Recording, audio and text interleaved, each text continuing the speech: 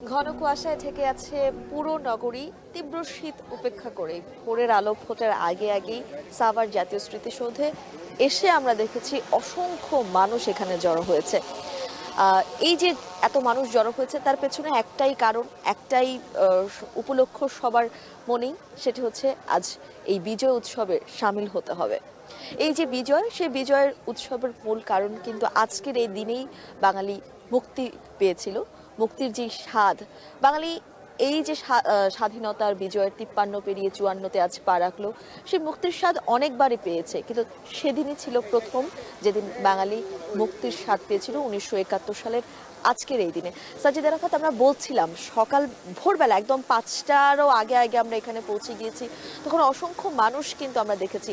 বিগত দিনগুলোতেও আমরা মানুষ দেখি এখানে আসলে, তবে আজকে বিশেষভাবে কিন্তু সংখ্যাটা চোখে পড়ার মতো। এবং আমরাও কথা বলছিলাম, আমাদেরও মনে হচ্ছিল যে এত সকালে এত শীত আজকে, সেই সকল কিছু উপেক্ষা করেই কিন্তু মানুষ জড়ো হয়েছে শুধুমাত্র এই যে বাংলাদেশ 53 পেরিয়ে 54 বছরে, বিজয়ের 54 বছরে পদার্পণ করলো, সেই বিজয় উৎসব, সেই মুক্তির উৎসবে সকলে সামিল হতেই কিন্তু এসেছে। দর্শক, আপনারা নিশ্চয়ই জানেন যে ভোরের আলো ফোটার পরপরই রাষ্ট্রপতি এখানে এসে শহীদ বেদিতে ফুলের শ্রদ্ধা দিয়ে স্মরণ করেছিলেন সেই সকল শহীদদের, যাদের আত্মত্যাগের বিনিময়ে আমাদের আজকের এই বাংলাদেশ। ঠিক তারপর পরই প্রধান উপদেষ্টা এসেছিলেন এবং সেই সঙ্গে উপদেষ্টা পরিষদের অন্যান্য উপদেষ্টা মণ্ডলীরাও এসেছিলেন। তারাও এসে একই রকম ভাবে ফুলেল শ্রদ্ধা দিয়েছেন শহীদ বেদিতে। তারা গণমাধ্যমে কথা বলেছেন। এই যে নতুন বাংলাদেশ বলা হচ্ছে, সেই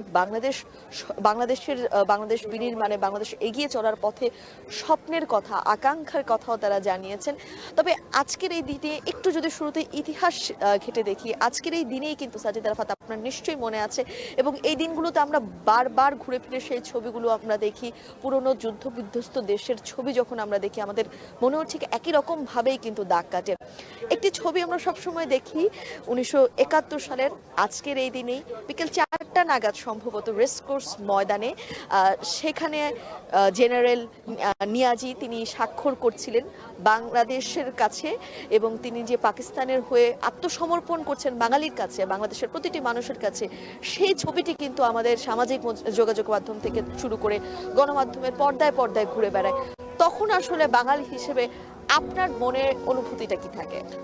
শুরুতেই আপনাকে বিজয় দিবসের শুভেচ্ছা জানাচ্ছি, সেই সঙ্গে সারা বাংলাদেশের যারা দর্শক আছেন আমাদের এখন টেলিভিশনের পর্দায়, তাদেরকেও বিজয় শুভেচ্ছা জানাচ্ছি। আজকে বাংলাদেশ 53 পেরিয়ে 54 বছরে পা রাখলো, এবং এই যে আজকের দিন বিজয় দিবস, বাঙালির যে মুক্তিকামী যে বাঙালি, তারা কিন্তু 1971-এ আজকের দিনেই একদম চূড়ান্ত বিজয় অর্জন করেছিল।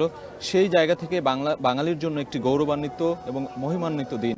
এবং আমরা ভোর থেকে দেখছি এই যে জাতীয় স্মৃতিসৌধ, সেখানে সাধারণ মানুষের ঢল নেমেছে। এবং আপনি যেটি বলছিলেন যে প্রধান উপদেষ্টা রাষ্ট্রপতির শ্রদ্ধা নিবেদনের পর আমরা দেখেছি উপদেষ্টা পরিষদের অন্যান্য সদস্যরা যখন এখানে ফুল দিয়ে শ্রদ্ধা জানিয়েছেন, তারপরে সর্বস্তরের মানুষের আমরা পদচারণা দেখতে পাচ্ছি, এবং বিভিন্ন সামাজিক সংগঠন, রাজনৈতিক সংগঠন, তারা কিন্তু সবাই ধীরে ধীরে আসছে। এবং এরই মধ্যে আমরা দেখছি পূব আকাশে রক্তিম সূর্য, সেই সূর্যের আলোয় উদ্ভাসিত হয়েছে এবার আজকের বিজয় দিবস, এবং কুয়াশা কাটতে শুরু করছে ধীরে ধীরে।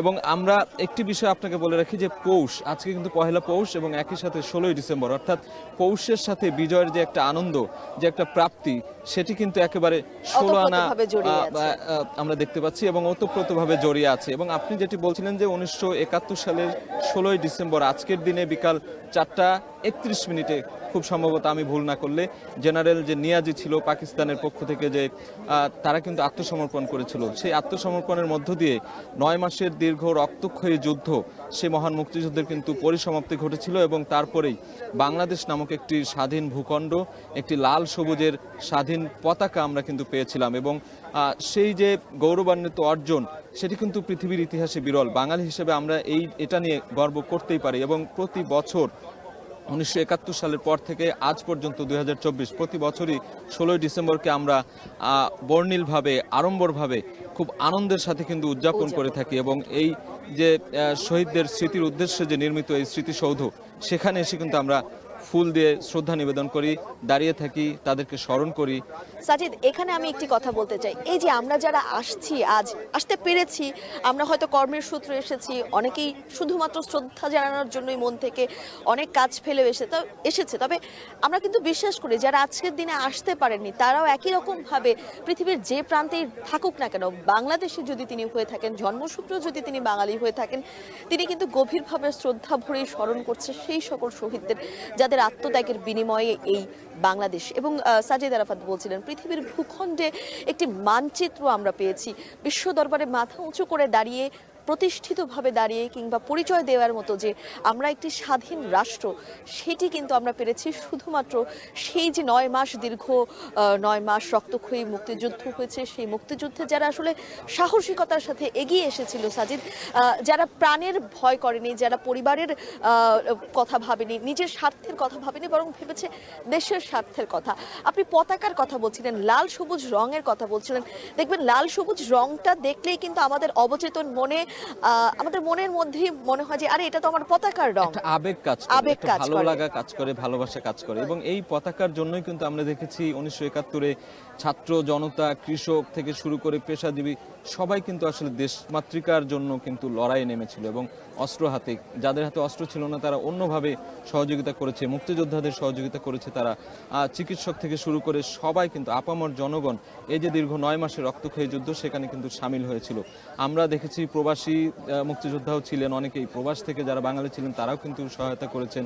এবং আপনি বলছিলেন সারা বিশ্বের যেখানে যেখানে বাঙালি রয়েছে তাদের সবার জন্যই কিন্তু আজকের দিনটা গর্বের দিন এবং সবাই এই দিনটার জন্যই কিন্তু অধীর আগ্রহ অপেক্ষা করে কবে বিজয় দিবস আসবে, কবে এই যে লাল সবুজের যে পোশাকি একটি মনোভাব রয়েছে, পোশাকেও কিন্তু ফুটে ওঠে সেই ভালোবাসার বহিঃপ্রকাশ, সেটিও আমরা দেখতে পাই এই আজকের দিনে। এবং আজকে যে এই ছুটে আসা এখানে এবং সব বয়সী মানুষের, স্কুলের শিক্ষার্থী থেকে শুরু করে অভিভাবক, রাজনীতিবিদ, চিকিৎসক, পেশাজীবী সংগঠন থেকে শুরু করে সবার মধ্যেই কিন্তু একটা আনন্দ কাজ করে এবং উৎফুল্লতার সঙ্গে কিন্তু তারা এখানে আসেন এবং গভীর শ্রদ্ধা ভরে আমাদের যে বীর শ্রেষ্ঠ রয়েছেন, যারা মুক্তিযুদ্ধে শহীদ হয়েছেন 30 লাখ মানুষ, তাদেরকে কিন্তু শ্রদ্ধা ভরে স্মরণ করেন। এবং আমরা দেখি এই বিজয় দিবসে শুধু স্মৃতিসৌধ না, অন্যান্য অনেক জায়গায় সারা দেশ জুড়ে কিন্তু বিভিন্ন জায়গায় এই শ্রদ্ধা নিবেদনের যে কার্যক্রম, সেই কার্যক্রম কিন্তু চলে। আমরা দেখেছি চট্টগ্রাম থেকে শুরু করে বিভাগীয় শহরগুলোতে যেখানে যেখানে স্মৃতিস্তম্ভ রয়েছে মুক্তিযোদ্ধাদের জন্য, সেই জায়গাগুলোতে আমরা দেখেছি যে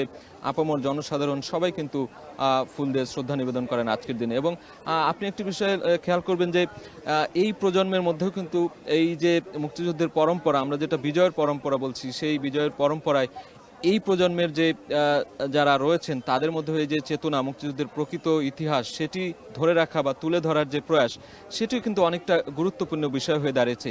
এটা নিয়ে আপনার কাছে একটু জানতে চাই যে এই প্রজন্মের মধ্যে আপনি কি দেখছেন? আমরা নতুন বাংলাদেশের কথা বলছি, 2024-এ এসে নতুন করে একটা এবার পরিবর্তিত অবস্থায় আমরা বিজয় দিবসের উদযাপন দেখছি। নতুন করে আর বলার অপেক্ষা রাখে না, কারণ 2024 সালে বাংলাদেশ, পুরো পৃথিবী বাংলাদেশকে এমন নতুন ভাবে চিনেছে, কিংবা দেশের মানুষও যে নতুন প্রজন্মকে এমন ভাবে চিনেছে যে নতুন প্রজন্মকে আগে কখনো কল্পনাও করেনি। আগে একটা কথা বলা হতো, নতুন প্রজন্মের কাছে মুক্তিযুদ্ধের ইতিহাস সঠিকভাবে তুলে ধরতে হবে, সঠিকভাবে পৌঁছে দিতে হবে।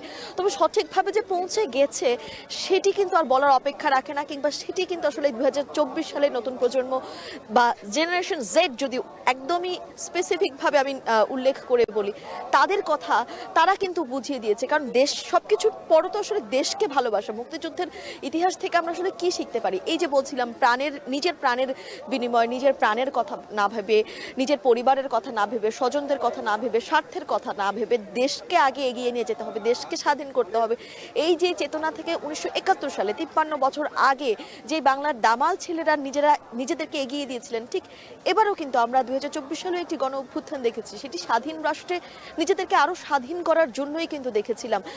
স্বাধীন দেশে স্বাধীন কেন হতে হলো সেটি একটি প্রশ্ন তারা তুলেছে। সে প্রশ্নে যাওয়ার আগে এই যে তারা পুরো প্রেক্ষাপটে নিজেদের মতামত প্রকাশের যে স্বাধীনতা, সেই স্বাধীনতা তারা কিন্তু অর্জন করেছে আমি বলবো।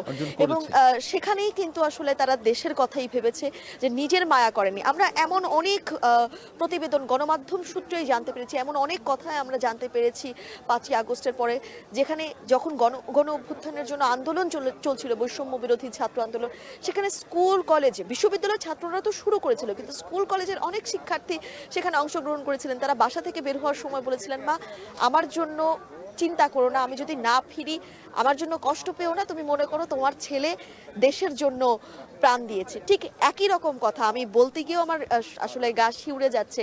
একই রকম কথা কিন্তু 53 বছর আগে এই যে বাংলার দামাল ছেলেরা তারাও কিন্তু বলছিলেন। এবং আপনি 1971 সালের কথা বলতে গিয়ে আরেকটি কথা বলছিলেন, সেটি হচ্ছে যে যাদের কাছে অস্ত্র ছিল না তারাও কিন্তু কোনো না কোনোভাবে এই মহান মুক্তিযুদ্ধে অংশগ্রহণ করেছিল। আপনি একটি কথাই ভাবুন, এবার যে গণ অভ্যুত্থান বাংলাদেশ দেখলো সেখানে কি সবার হাতে অস্ত্র ছিল, কিংবা কারো হাতেই কি অস্ত্র ছিল আসলে?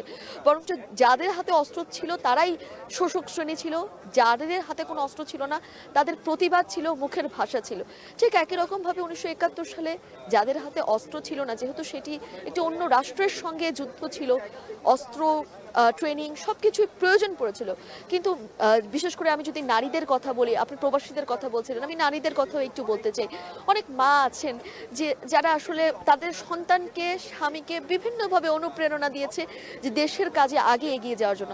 আপনি যদি একটি কাজ করতে যান সাজিদ, সেই কাজে যদি আপনার পরিবার থেকে বাধা আসে, হয়তো পরিবার থেকে মানে আপনার ভালোর জন্য বলবে, কিন্তু আপনাকে যদি বাধা দিয়ে সামনে এগোতে না দেয় আপনি কিন্তু মনোবলটা পাবেন না। ঠিক একই রকমভাবে সেই 1971 সালে অনেক মা বোনরাই কিন্তু তাদের ভাই, তাদের স্বামী, তাদের সন্তানকে দেশের স্বার্থেই বিলিয়ে দিয়েছেন, এগিয়ে দিয়েছেন। নিঃসন্দেহে আমরা যদি 71-এর ইতিহাস বলতে যাই, 71 কিন্তু আমাদের শেকড়, এবং সেখান থেকে আমাদের এই যে আজকের এই দেশ, সেই স্বাধীন দেশ পাওয়া। এবং সেই 71-এর মহান মুক্তিযুদ্ধে আমরা দেখেছি যে অনেক ধরনের মানুষ সেখানে কিন্তু নেতৃত্ব দিয়েছে, নেতৃত্বে এসেছে সামনে থেকে, সবাই অংশগ্রহণ করেছে, ছাত্র থেকে শুরু করে কৃষক, শ্রমিক, যেটা বলছিলাম কিছুক্ষণ আগেও, সবাই কিন্তু বাংলার দামাল ছেলে, কেউ কিন্তু পিছপা হয়নি আসলে। এবং এই যে রক্ত দেওয়ার যে তাদের যে যে স্পৃহা, সেটি কিন্তু আমরা দেখেছি 71। আমরা ইতিহাস দেখেছি, জেনেছি। এবং সেই সময়ের ইতিহাস যদি বলতে চাই, তখন এই যে বাঙালিকে দমিয়ে রাখার একটি একত্রিত চেষ্টা। করা কিংবা পাকিস্তানিদের বিরুদ্ধে লড়াইয়ে দাঁড় করানোর ক্ষেত্রে কিন্তু অনেক নেতৃত্ব এসেছে, আমরা দেখেছি। সাজিদ, আমরা এই যে পাকিস্তান, পূর্ব পাকিস্তান, পশ্চিম পাকিস্তানের যেই নির্যাতন পূর্ব পাকিস্তানের মানুষের কাছে, সেগুলো নিয়ে আমরা আরো আলোচনা করব। আমরা আবারও এখানে ফিরে আসব, তবে তার আগে একটু রাজশাহী বিশ্ববিদ্যালয় রয়েছেন আমাদের সহকর্মীর রাকিবুল হাসান, তার কাছে যেতে চাই। রাকিব, আমরা কিন্তু বলছিলাম এখানে দাঁড়িয়ে যে সারা দেশ জুড়ে বিজয় উদযাপন চলছে, যেখানে যেই জায়গায় চট্টগ্রাম, রাজশাহী, সিলেট যেখানে স্মৃতিস্তম্ভ আছেন সেখানকার মানুষই সেখানে সেই স্মৃতিস্তম্ভে যে শহীদদেরকে শ্রদ্ধা করছেন। রাজশাহীর খবর একটু আপনার কাছ থেকে জানতে চাই। কর্মচারী ট্রেড ইউনিয়ন পরিবেশ বিজ্ঞান ইনস্টিটিউট আসলে যেখানটায় দাঁড়িয়ে আছি, রাজশাহী বিশ্ববিদ্যালয়, যার সাথে বাংলাদেশের মুক্তিযুদ্ধের সম্পর্ক ওতপ্রোতভাবে জড়িত, যেখানে শহীদ শিক্ষক জোহার মাজার রয়েছে, জোহা শুয়ে আছেন, যেখানে আসলে এই ইতিহাস এবং এই মুক্তিযুদ্ধের ইতিহাস, যেখানে এই বিশ্ববিদ্যালয়ের পুরো জায়গায় আসলে।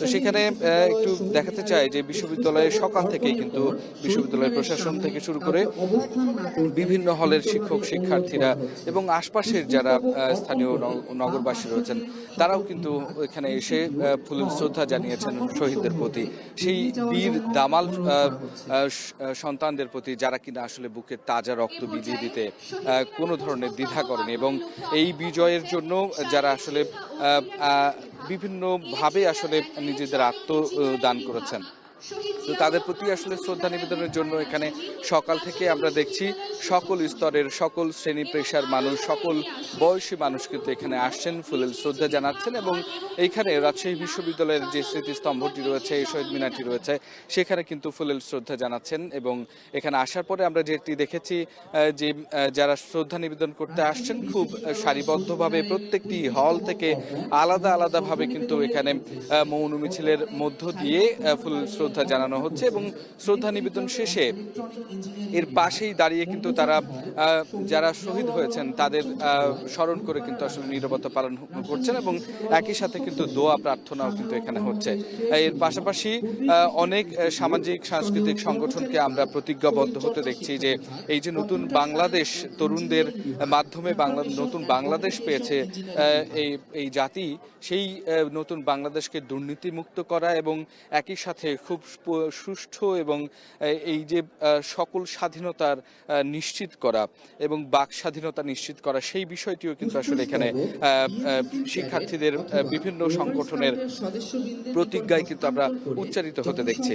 তো এভাবেই কিন্তু আসলে রাজশাহী বিশ্ববিদ্যালয়ের সকল বিভাগ এবং প্রত্যেকটি হল থেকে আসা শিক্ষার্থীরা, শিক্ষকরা, এখানকার প্রশাসন, উপাচার্য প্রত্যেকেই কিন্তু আসলে প্রতিজ্ঞাবদ্ধ হয়েছেন যে আগামীর বাংলাদেশকে সুষ্ঠু এবং সুন্দরভাবে গড়ে তোলার জন্য যার যার জায়গা থেকে আসলে যেই সমস্ত অবদানগুলো রাখার দরকার সেগুলো কিন্তু আসলে রাখবেন।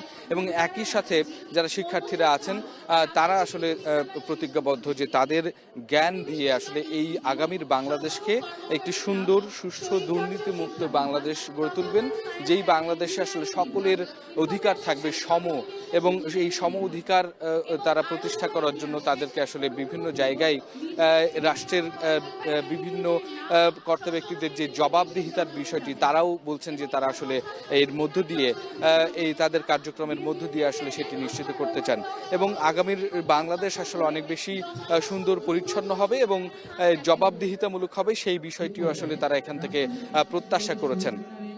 শিক্ষার্থীদের মধ্যে আমরা যে বিষয়টি আসলে লক্ষ্য করেছি, তারা যেটি বলছেন যে আসলে একটি নতুন বাংলাদেশের প্রথম বিজয় উৎসব এবং এই বিজয় উৎসবটি তারা উদযাপন করছেন খুব আনন্দ উৎসাহের সাথে এবং একই সাথে তারা কিন্তু শ্রদ্ধা নিবেদন করছেন এই জাতির শ্রেষ্ঠ সন্তানদের প্রতি। এখানে প্রত্যেকটি হল থেকেই কিন্তু আমরা দেখছি যে আলাদা আলাদাভাবে ব্যানার নিয়ে কিন্তু এবং ফুলেল শ্রদ্ধা জানিয়ে কিন্তু আসলে অনেকে আসছেন এবং তারা কেউ মাথায় জাতীয় পতাকা বেঁধেছেন, কেউ কিন্তু আসলে সবুজ লালে সেজেছেন এবং নানাভাবে তাদের যে চেতনার রং সেটি কিন্তু আসলে কোনো না কোনোভাবে এই র্যালির মধ্য দিয়ে কিন্তু আসলে তারা ফুটিয়ে তোলার চেষ্টা করছেন। এবং এখানে প্রত্যেক হল এখানে আসার পরে আমরা দেখছি আলাদা আলাদাভাবে তারা কিন্তু এই যে বিজয়ের উৎসবে শহীদদের প্রতি যে শ্রদ্ধা নিবেদন সেটির স্মৃতিও কিন্তু আসলে ধারণ করে রাখছেন নিজেদের কাছে। তো এইভাবে কিন্তু একেবারে সকাল থেকে শুরু হয়েছে এই শ্রদ্ধা নিবেদন এবং এই শ্রদ্ধা নিবেদন যতক্ষণ না পর্যন্ত আসলে অন্য বিভিন্ন জায়গা থেকে যারা আগত আছেন এখানে তারা যতক্ষণ না শ্রদ্ধা নিবেদন শেষ করবেন ততক্ষণ পর্যন্ত কিন্তু তারা এই শ্রদ্ধা নিবেদন চলবে এবং এই ক্ষেত্রে রাজশাহী বিশ্ববিদ্যালয়ের কিন্তু নিরাপত্তা ব্যবস্থা জোরদার করা হয়েছে। এখানে স্কাউট এবং রোভার স্কাউট সহ বিএনসিসির যে সমস্ত স্বেচ্ছাসেবকরা আছে তারাও কিন্তু এখানে আমরা লক্ষ্য করছি নানাভাবে সহযোগিতা করছে। এখানে ফুল যেগুলো নিয়ে আসছেন শ্রদ্ধা নিবেদনের জন্য সেগুলো আসলে শহীদ বেদিতে এবং এই যে স্মৃতিস্তম্ভ আছে সেখানে সুন্দরভাবে পরিচ্ছন্নভাবে সাজিয়ে রাখার বিষয়টিও কিন্তু আসলে তারা করছেন এবং একই সাথে পুরো ক্যাম্পাসকে আজকের এই বিজয়ের দিনে যাতে করে অনেক বেশি সুন্দর দেখায় এবং এই সৌন্দর্য ফুটে উঠে এবং বাংলাদেশের এখানে মানচিত্রের মতো করে আসলে তারা এই ফুলগুলো অনেক সময় সাজানোর চেষ্টা করছে। এখানে যারা শ্রদ্ধা নিবেদন করতে এসেছেন তাদের সাথে আমরা কথা বলছিলাম, তারা আমাদেরকে যে বিষয়টি বলছিলেন যে আসলে এই যে আজকের দিনে 1971 সালে যখন আসলে বিজয় লাভ করেছিল বাংলাদেশ এবং এই বিজয় দিবসে যে উচ্ছ্বাস ছিল চারিদিকে তারাও যেন আজকে তেমনটাই আসলে অনুভূতি হচ্ছে তাদের এবং তারা এই জিনিসটুকু অনুভব করছেন এবং সেই জায়গা থেকেই কিন্তু তাদের এই লাল সবুজে কখনো সেজে ওঠা, কখনো বা প্রতিজ্ঞাবদ্ধ হওয়া এই দেশটিকে যে স্বপ্ন নিয়ে আসলে এই দামাল সন্তানেরা আসলে স্বাধীন করেছিল, নিজের রক্ত বিলিয়ে দিতে আসলে দ্বিধা কুণ্ঠাবোধ করেনি, সেই জিনিসটুকুর সম্মানটি তারা ধরে রাখতে চায় এবং তারা চায় এই দেশের সকল মানুষ সমভাবে আসলে তাদের যে অধিকার সেটি আসলে তারা ভোগ করুক এবং সেটি প্রতিষ্ঠা হোক এবং একই সাথে দেশের প্রত্যেকটি মানুষই আসলে এই যে বিজয়ের উৎসব সেটি আসলে উদযাপন করুক, তেমনটি আসলে তারা প্রত্যাশা করছেন।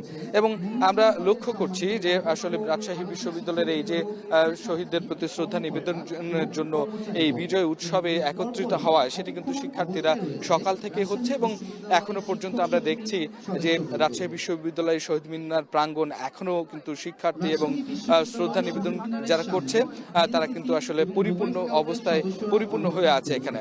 তো এই যে বিজয় দিবস উপলক্ষে কিন্তু মিম রাজশাহীতে এছাড়াও বিভিন্ন জায়গায় কিন্তু নানা ধরনের কর্মসূচি রাখা হয়েছে যেগুলো সারা দিন ব্যাপী আসলে পালিত হবে। তো রাজশাহী বিশ্ববিদ্যালয় শহীদ মিনার প্রাঙ্গণ থেকেই ছিল আমার কাছে সর্বশেষ মিম।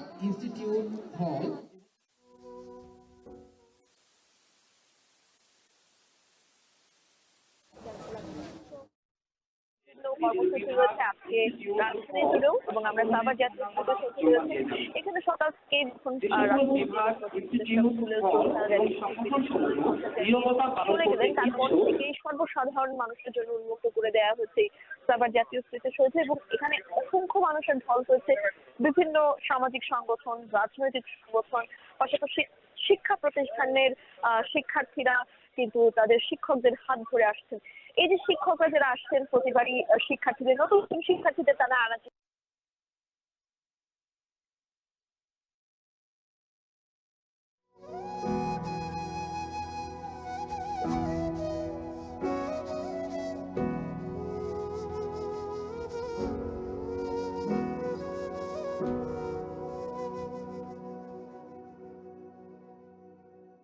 এই যে আজকে বিজয় উৎসব সামিল হওয়ার জন্য সেই বিজয় উৎসবে অংশগ্রহণ করছে, এবং এখানেও কিন্তু আমরা অসংখ্য মানুষের ঢল দেখতে পাচ্ছি। সকাল থেকেই যখন সর্বসাধারণের জন্য উন্মুক্ত করে দেওয়া হলো 7:30 নাগাদ বা তারও একটু পরে উন্মুক্ত করে দেওয়া হয়েছে, তারপর থেকে বিভিন্ন সামাজিক সংগঠন, রাজনৈতিক সংগঠন একে একে আসছে।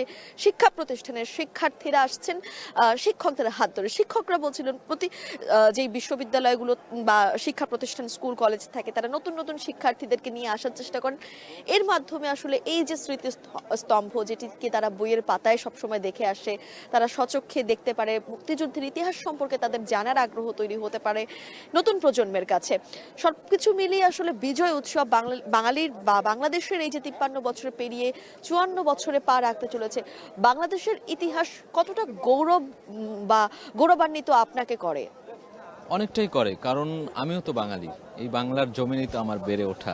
আমরা সকাল থেকে দেখছি বেলা কিন্তু কিছুটা গড়িয়ে এখন রোদের তীব্রতাও বাড়ছে, সেই সঙ্গে মানুষের উপস্থিতিও বাড়ছে। কিন্তু এখানে আমরা দেখছি প্রচুর অসংখ্য মানুষের ঢল নেমেছে এখানে। আপনি বলছিলেন বিভিন্ন সামাজিক সাংস্কৃতিক সংগঠন, অনেকগুলো সংগঠনকে আমরা দেখছি, তারা দল বেঁধে এখানে আসছেন এবং এখানে শ্রদ্ধা জানাচ্ছেন ফুল দিয়ে। সাজিদ, একটা কথা একটু আপনার কথার মাঝখানে বলি, সেটি হচ্ছে যে আমরা কিন্তু অন্যান্য সময় দেখি যে সাভারের আশেপাশে যেই নাগরিকরা থাকেন তারাই বেশিরভাগ আসেন, কিন্তু এবার কিন্তু আমরা এমন অনেক মানুষের সাথেই কথা বলেছি যারা সেই সকালবেলা একদম আমাদের মতোই ঢাকা থেকে এসেছে। কিন্তু অনেক এসছে, আমরা দেখেছি অনেক শিক্ষা প্রতিষ্ঠানের শিক্ষার্থীদেরকে দেখেছি, শিক্ষকদের দেখেছি, অভিভাবকদের দেখেছি, ছোট ছোট সন্তানদের হাত ধরে তাদেরকে নিয়ে এসে এই যে ইতিহাস, এই যে আমাদের মুক্তিযুদ্ধের যে চেতনা, তার সাথে পরিচয় করিয়ে দেওয়ার জন্য। এবং আপনাকে একটি বিষয় বলে রাখি যে আমাদের উপদেষ্টারা যখন এসেছিলেন এখানে ফুল দিয়ে শ্রদ্ধা নিবেদন করে যাওয়ার পথেই অনেকেই কথা বলেছেন গণমাধ্যমের সাথে। তারা যেটি বলছিলেন সেই বিষয়টি একটু জানিয়ে রাখতে চাই আমাদের দর্শকদের উদ্দেশ্যে, আপনার উদ্দেশ্যেও বলি। অনেকেই বলেছেন এখানে যে মুক্তিযুদ্ধের যে ইতিহাস সেটি ভুলণ্ঠিত যাতে না হয়, সেটি যাতে কুক্ষিগত না থাকে, এবং তার প্রকৃত যে ইতিহাস সেটি যাতে জাতি, এই প্রজন্ম সবাই যাতে জানতে পারে, এবং অনেক ধরনের আধিপত্যবাদের মধ্যেই এই যে মুক্তিযুদ্ধের চেতনা সেটি যেন বন্দী না হয়, এমন একটি বার্তা কিন্তু তারা দিয়েছেন। এবং এই বার্তা ঘিরেই কিন্তু এই 24-এর যে নতুন বাংলাদেশ, সেই নতুন বাংলাদেশে সবাই কিন্তু এটি বলছেন যে আমাদের যে মুক্তিযুদ্ধের চেতনা সেটি কিন্তু সার্বজনীন, আপামর জনতার। এটি কোনো আধিপত্যবাদের নয়, কোনো দলের নয়, কোনো ব্যক্তি মানুষের কাছে বন্দী থাকবে বা কুক্ষিগত থাকবে, সেটি যেন না হয়। এই ইতিহাস এটি সবার জন্যই। কিন্তু আমরা শহীদ প্রেসিডেন্ট জিয়াউর রহমানের কথা বলতে পারি। তিনি 26শে মার্চ, সেই যে আমাদের ঐতিহাসিক 26শে মার্চ স্বাধীনতা দিবস, চট্টগ্রামের কালুরঘাট বেতার কেন্দ্র থেকে তার যেমন অবদান ছিল, শেখ মুজিবুর রহমান 7ই মার্চে রেসকোর্স ময়দানে ভাষণ দিয়েছিলেন, সেটি একটি অবদান। আমরা কোনো অবদানকে আসলে খাটো করে দেখার কোনো অবকাশ নেই, সুযোগ নেই। এবং এই যে মুক্তিযুদ্ধ সেটি আপামর জনতার, সর্বস্তরের মানুষের, এর যে সুফল, এর যে চেতনা বা এই যে পাওয়া, আমাদের একটি দেশ পাওয়া, একটি স্বাধীন ভূখণ্ড পাওয়া, সেটি কিন্তু সবার জন্যই সমান হওয়া উচিত। এবং সাম্যের যে বিচরণ বা সাম্যবাদের যে প্রতিষ্ঠা এবং সামাজিক ন্যায় বিচার বলি কিংবা গণতন্ত্র বলি, এই সব কিছু প্রতিষ্ঠা পাওয়ার পক্ষেই কিন্তু এই প্রজন্ম লড়াই করছে। এবং আমাদের যে অগ্রজ রয়েছেন যারা, তারাও কিন্তু এই লড়াইটাই করে এসছেন এতদিন, এই 53 বছরে। তারা যেটি বলছিলেন যে এই বিজয়ের পরম্পরায় যারা প্রবীণ নবীন, তাদের সমন্বয়ে বাংলাদেশ একটি বৈষম্যহীন সাম্যের বাংলাদেশ গড়বে আগামী দিনে, সেই প্রচেষ্টাই কিন্তু এই 54 বছরে আজকে পদার্পণ করলো বাংলাদেশ, এবং এই লড়াই কিন্তু দীর্ঘদিনের। এই লড়াইটা করে আসতে হচ্ছে আমাদের। কেন আমি আসলে, আপনি কি বলবেন যে অনেক সরকার, অনেক ধরনের ইতিহাসের মধ্য দিয়ে কিন্তু বাংলাদেশ গিয়েছে। 52 ভাষা আন্দোলন থেকে শুরু করতে পারি আমরা, এরপরে 66-র 6 দফা, 71-এর মুক্তিযুদ্ধ হলো, তারপরে 90-এর গণ অভ্যুত্থান থেকে শুরু করে 24-এর যে আজকে ছাত্র জনতার যে গণ অভ্যুত্থান, তারপরে বলা হচ্ছে নতুন বাংলাদেশ, এই যে প্রাণোচ্ছল মানুষের যে অংশগ্রহণ, এই সব কিছু মিলিয়েই কিন্তু আমাদের পথ চলা। এবং এই পথ চলাটা আগামী দিনে কেমন হতে পারে বলে আপনার মনে হয়? আপনার কাছে প্রশ্ন রাখতে চাই যে কেমন বাংলাদেশ দেখতে চান আপনি? যে বৈষম্য বিরোধী বাংলাদেশ, বৈষম্যহীন বাংলাদেশের কথা বলা হচ্ছে, সাম্য প্রতিষ্ঠার কথা বলা হচ্ছে। অবশ্যই আপনি যেরকম বলছিলেন যে বাঙালি হিসেবে আপনাকে এই বাংলাদেশের ইতিহাস গৌরবান্বিত করে, ঠিক তেমনি আমি আসলে একজন বাংলাদেশের নাগরিক হিসেবেই চাই বাংলাদেশ যেন একদমই সুপরিকল্পিত একটি পথে এগিয়ে যায়, যেই পথে স্বাধীনতা আছে, যেই পথে বাংলাদেশকে মাথা উঁচু করে দাঁড়াবার, একদমই স্বাধীনভাবে মাথা উঁচু করে দাঁড়াবার প্রয়াস থাকবে বা প্রচেষ্টা থাকবে প্রতিটি নাগরিকের মাঝে। আপনি বলছিলেন উপদেষ্টা মণ্ডলীর অনেক কথা বলছিল, সেই সঙ্গে কিন্তু একটি কথাও বলেছেন যেটি আমার খুব ভালো লেগেছে। বাংলাদেশ স্বাধীন হয়েছে ঠিকই, কিন্তু স্বাধীনতা রক্ষা করার যে যুদ্ধ, সেটা কিন্তু বাঙালি বছরের পর বছর ধরে চালিয়েই যাচ্ছে। সেই যুদ্ধ যেন এবার শেষ হয়, এবং একই সঙ্গে মুক্তিযুদ্ধকে নিয়ে, মুক্তিযুদ্ধের ইতিহাস নিয়ে একচ্ছত্রভাবে কোনো দল যেন তাদের নিজেদের বলে দাবি করতে না পারে। মুক্তিযুদ্ধের ইতিহাস, মুক্তিযুদ্ধের চেতনা এবং মুক্তিযুদ্ধের যে এই যে আজকের বিজয়, এই বিজয় কিন্তু বাংলাদেশের প্রতিটি নাগরিকের। এবং আমি মনে করি নিঃসন্দেহে মিম, আপনি যেটি বলছিলেন যে মুক্তিযুদ্ধ হয়তো শেষ হয়ে গিয়েছে, রক্তক্ষয়ী যুদ্ধ, কিন্তু এর পরবর্তীতে দেশ গড়ার যে যুদ্ধ, যে লড়াই এবং দেশকে এগিয়ে নেওয়ার যে লড়াই, আমাদের অর্থনৈতিক মুক্তির কথা বলি, রাজনৈতিক মুক্তির কথা বলি, সামাজিক মুক্তির কথা বলি, সাংস্কৃতিক মুক্তির কথা বলি, যা কিছু বলি না কেন সব কিছু নিয়ে কিন্তু আমাদের এগিয়ে চলতে হবে, এগিয়ে যেতে হবে। এবং এই যে 54 বছরের পরে আরও যে দিনগুলো আসবে, সেগুলোতে সাম্য প্রতিষ্ঠা নিশ্চয়ই হবে বলে আমরা ধারণা করছি, আশা করছি। আমরা সেই আশা করতেই পারি। এবং আমরা সাভার জাতীয় স্মৃতিসৌধের যে সবশেষ খবরগুলো আপনাদেরকে কিন্তু প্রতি ঘন্টায় প্রতিনিয়তই জানানোর চেষ্টা করছি। এখানে এই মুহূর্তে জনসমাগম বাড়ছে, অনেক মানুষের জনসমাগম আমরা দেখছি, তারা ফুল দিয়ে শ্রদ্ধা নিবেদনের জন্য এসেছেন, এবং দিনব্যাপী আমরা থাকবো সেই খবর জানানোর জন্য। এই মুহূর্তে আসলে যেতে চাই আমরা ঢাকার বাইরে, আমাদের যশোরের যে সহকর্মী রয়েছেন রিপন, তার কাছে যেতে চাই যে যশোর তো মুক্তিযুদ্ধের সময় অন্যতম একটি ভূমিকা রেখেছিল, যশোর ইতিহাসের অংশ। এবং সেই যে আজকের যে 16 ডিসেম্বর বিজয় দিবস, যশোর কিভাবে সেখানে উদযাপন করছে এই বিজয় দিবস? রিপন। নানা অনুষ্ঠানের মধ্য দিয়ে কিন্তু এই যে বিজয় দিবস সেটি পালিত হচ্ছে। আমরা দেখেছি যে সকালে 6টা 34 যে তোপধ্বনি দেওয়ার মাধ্যমে এই অনুষ্ঠানের সূচনা করেন জেলা প্রশাসক। তারপর যে বিজয় স্তম্ভ রয়েছে মনিহার এলাকার যে বিজয় স্তম্ভ, সেখানে ফুল দিয়ে শ্রদ্ধা জানাচ্ছেন যশোরবাসী। আমরা দেখেছি যে সকালে জেলা প্রশাসক সকালে ফুল দিয়ে শ্রদ্ধা জানায়, এরপর ফুল দেয় পুলিশ সুপার, এবং পর্যায়ক্রমে বিভিন্ন সামাজিক রাজনৈতিক নেতৃবৃন্দ কিন্তু ফুল দিয়ে শ্রদ্ধা জানাচ্ছেন। আমরা দেখেছি যে এখানে মানুষের একটি ভিড় জমে, এবছরও তাই হয়েছে। আমরা এর পরবর্তীতে বিভিন্ন অনুষ্ঠান রয়েছে, বিশেষ করে মুক্তিযোদ্ধাদের সংবর্ধনা দেওয়ার অনুষ্ঠান রয়েছে, আলোচনা সভা রয়েছে, বিতর্ক প্রতিযোগিতা রয়েছে, এবং এই ছাড়া বিভিন্ন অনুষ্ঠানের আয়োজন রয়েছে। যে হাসপাতালগুলো রয়েছে, হাসপাতালগুলোতে বিভিন্ন খাবার দেওয়ার কথা বলেছে, ভালো খাবারের, জেলখানায় ভালো খাবার দেওয়ার কথা রয়েছে, এমনটি আমরা জানতে পেরেছি। এবং এই যে বিভিন্ন দিনব্যাপী কিন্তু বিভিন্ন ক্রীড়া অনুষ্ঠানের আয়োজন করা হয়েছে, এই অনুষ্ঠানকে ঘিরেই কিন্তু জমজমাট হচ্ছে। এবং এই যে বিজয়ের যে প্রত্যাশা মানুষের, এই দিনের যে প্রত্যাশা, সেটি বলছেন যে যে স্বাধীনতা অর্জন তারা করেছেন, সেই স্বাধীনতা অর্জনটি ধরে রাখার জন্য যে সংগ্রাম, সেটি কিন্তু তারা করছেন। যারা বিভিন্ন সামাজিক সাংস্কৃতিক নেতৃবৃন্দ রয়েছেন, তাদের সাথে কথা বলেছি, তারা বলেছে যে 1971 সালের যে স্বাধীনতা তারা পেতেন, সেই স্বাধীনতা ধরে রাখার জন্য যে সংগ্রাম, সেটি কিন্তু তাদের এখনো চলমান রয়েছে, এখনো তারা চালিয়ে যাচ্ছেন। এবং তারা প্রত্যাশা করছেন যে নতুন বাংলাদেশে যে বৈষম্য থাকবে না, সেই বৈষম্যহীন সমাজ প্রতিষ্ঠায় যে কার্যক্রম, সেটি তারা পরিচালনা করছেন। এই মুহূর্তে আমরা দেখছি যে বিভিন্ন সামাজিক সাংস্কৃতিক সংগঠনের নেতৃবৃন্দ এই যে মনিহার যে বিজয় স্তম্ভ রয়েছে সেই বিজয় স্তম্ভে ফুল দিয়ে শ্রদ্ধা জানাচ্ছেন। এখানে সকালে জেলা প্রশাসক এসেছিলেন এবং অন্যান্য বিভিন্ন রাজনৈতিক নেতৃবৃন্দ আসতেন। আমরা জানতে পেরেছি কিছুক্ষণ পরে বিএনপি যে নেতা কর্মীরা রয়েছেন তারা আসবেন ফুল দিয়ে শ্রদ্ধা জানানোর জন্য। সব মিলে যশোরের যে অনুষ্ঠান, দিনব্যাপী যে অনুষ্ঠান সেটি আসলে চলছে।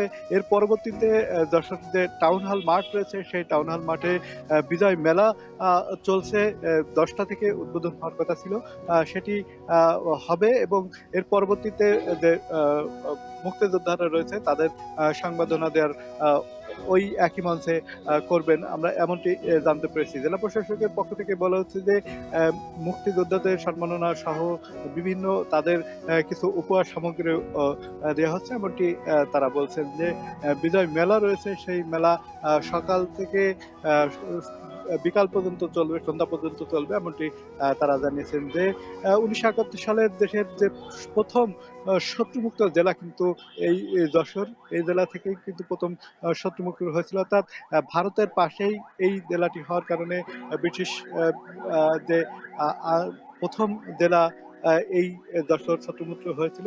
এখান থেকেই কিন্তু যে বিজয়ের যে শুরুটা এখান থেকে হয়েছিল, সে কারণে এই অঞ্চলে যে মানুষ রয়েছেন তাদের আলাদা একটা ভাব রয়েছে, তাদের আলাদা একটা চেতনা রয়েছে। সেক্ষেত্রে থেকেই কিন্তু এই যে সকালে তারা এই যে বিজয় স্তম্ভে এসেছেন এবং ফুল দিয়ে শ্রদ্ধা জানিয়েছেন।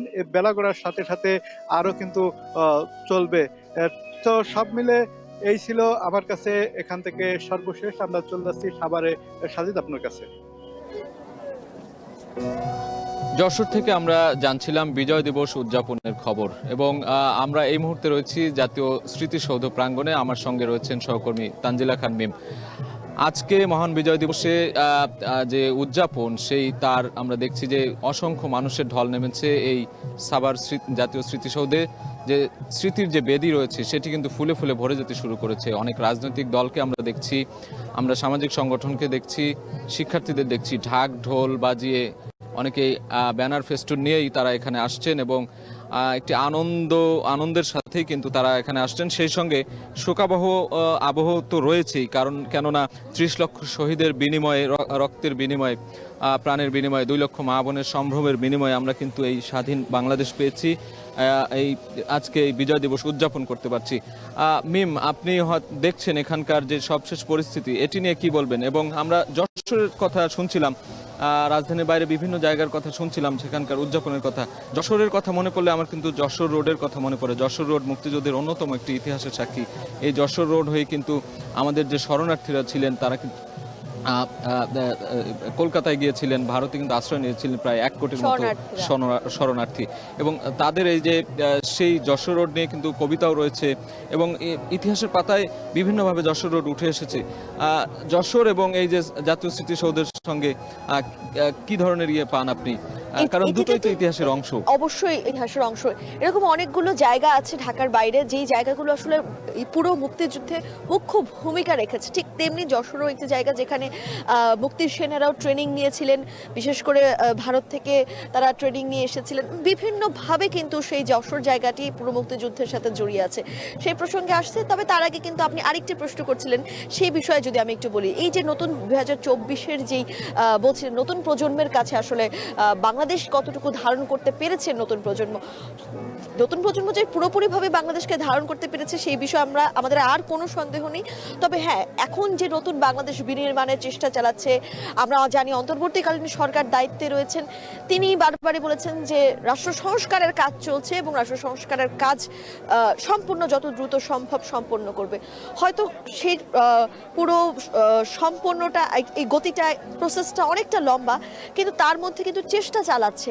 সেই চেষ্টায় কিন্তু আমাদের প্রতিটি নাগরিক হিসেবে আমাদের নিজেদেরকে আগে শুধরাতে হবে। আমি যদি ঠিক না হই, সাজিদ, একটি জিনিস চিন্তা করুন, পরিবার থেকেই কিন্তু শিক্ষা। 1 জন 2 জন 3 জন করতে করতেই কিন্তু আসলে পুরো দেশের নাগরিক, পুরো দেশের 17 কোটি মানুষ, তখন যখন 17 কোটি মানুষ আসলে নিজেদের মতো করে নিজেদের জায়গায় নিজেদের অধিকার নিয়ে সচেতন হবে, নিজেদের নীতি অবলম্বন করে চলবে, তখন কিন্তু রাষ্ট্র সংস্কার এমনিতেই হয়ে যাবে। তাই আমাদের নিজেদেরকে কিন্তু আগে শুধরাতে হবে, নিজেদের ভুল ত্রুটিগুলো কোথায় আছে সেদিকে একবার লক্ষ্য রাখতে হবে। এবং যে বার্তাটি দেয়া হচ্ছে যে সবার আগে দেশ, অবশ্যই। সবার আগে দেশ, এবং এই দেশের যে সংস্কারের কথা বলছেন আপনি, দুর্নীতি দূর করার কথা যদি বলি, এছাড়া অন্যান্য রাষ্ট্রীয় যে সংস্কার, আমাদের সংসদীয় যে ব্যবস্থাপনা, সংবিধান থেকে শুরু করে যে সংস্কারের কথা বলা হচ্ছে, সেই সংস্কারের কাজ কিন্তু শুরু হয়েছে বলা চলে। সংস্কার কমিশনগুলো গঠন হয়েছে, সেগুলো হয়তো একটু ধীর গতিতে কাজ করবে, কেননা অনেক দিনের যে জঞ্জাল, যে জরাজীর্ণতা, সেটি দূর করতে নিঃসন্দেহে একটু সময়, আসলে সেটি সময় সাপেক্ষ ব্যাপার আমরা মনে করছি। এবং এই যে তরুণ প্রজন্মের হাত ধরে অনেক কিছুই বদলে যাবে, সেই স্বপ্নটা কিন্তু আমরা দেখি। আপনি একদমই কি তাই। বলবেন?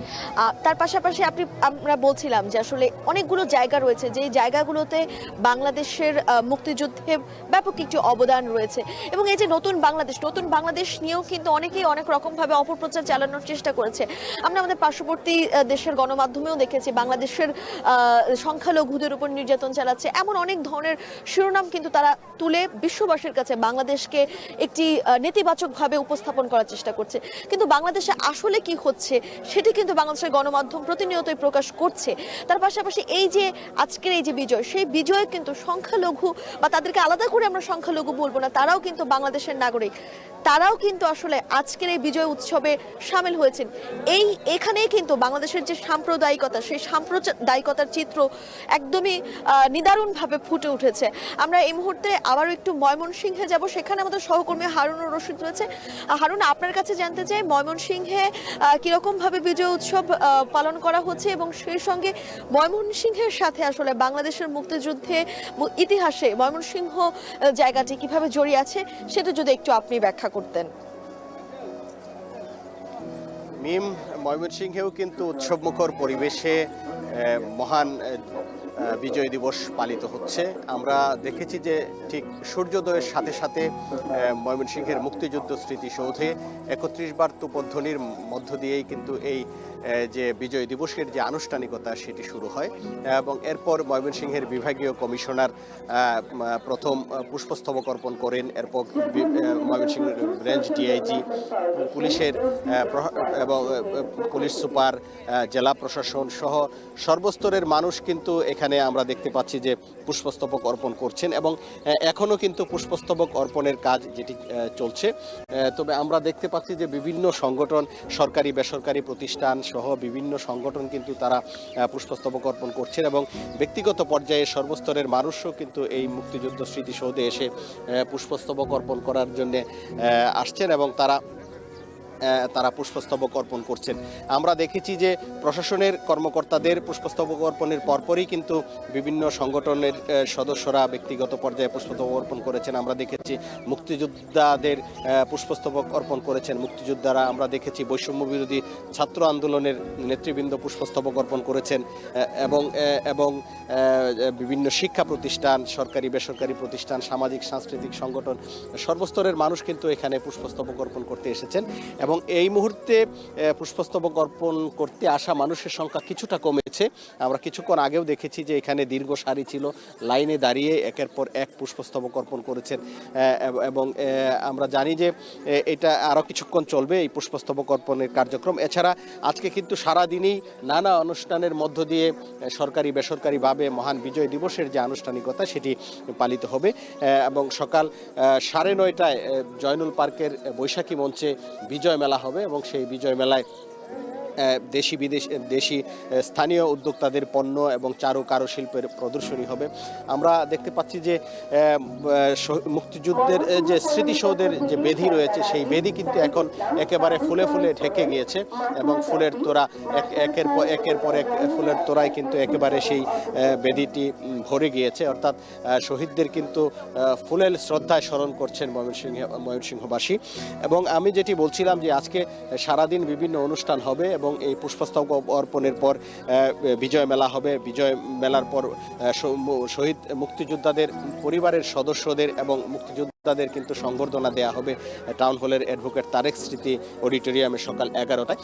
এবং এছাড়াও আলোকচিত্র প্রদর্শনী রয়েছে এবং মুক্তিযুদ্ধ ভিত্তিক প্রামাণ্যচিত্র প্রদর্শনী করা হবে এবং বিভিন্ন শিক্ষা প্রতিষ্ঠানে ময়মনসিংহের যত শিক্ষা প্রতিষ্ঠান রয়েছে সবগুলো শিক্ষা প্রতিষ্ঠানে কিন্তু বিজয় দিবসের অনুষ্ঠান হবে এবং আমরা শুধু ময়মনসিংহ শহর নয় বিভিন্ন উপজেলা পর্যায়েও কিন্তু এই মহান মুক্তিযুদ্ধের যে বিজয় সেই বিজয় দিবস কিন্তু পালিত হচ্ছে বলে আমরা খবর পেয়েছি এবং ভোর থেকেই বিভিন্ন যে মুক্তিযুদ্ধ স্মৃতিসৌধ রয়েছে সেগুলোতে শ্রদ্ধা নিবেদন সহ নানা ধরনের কর্মসূচির মধ্যে কিন্তু মহান বিজয় দিবস পালিত হচ্ছে।